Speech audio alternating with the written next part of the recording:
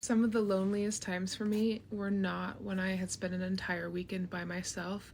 They were when I had just been with people, specifically when I had just been with my family for a holiday or over a weekend or a family dinner, and I drove home alone. It was the deafening quiet of that car ride by myself at a different time than my siblings had left home that was the stark contrast that I was different, that I was by myself, and they drove home together. Like I envisioned it.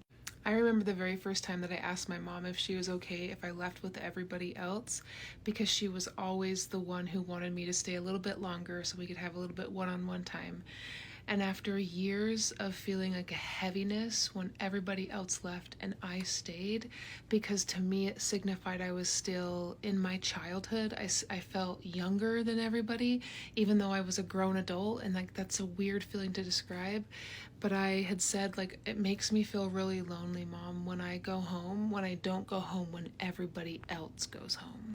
Now, that's not to say that I don't feel grateful for the moments, the extra moments that I got with my mom and dad, specifically my dad. As you can see, I'm getting emotional as I think about his passing. And I think that I was so blessed because I got so much extra time than with my dad than my brothers did.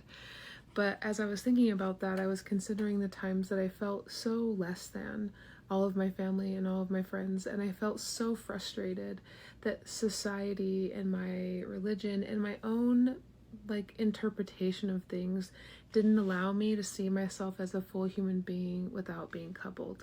It was almost as if leaving events felt so extra hard because for a moment I had a reprieve most of the time and I just enjoyed myself with my family, and it wasn't until it was time to leave when couples got together and families got together and it was just me that I felt the depth of that difference, that I felt the weight of the many years and the many events before travel with me as I went home. And it was heavy and I was lonely. And so I'll be forever grateful for my mom who heard me in that moment. And then ever since after that time, I told her when everybody would be gathering stuff to go home after a dinner or an event or whatever, she'd be like, "You go, Mia.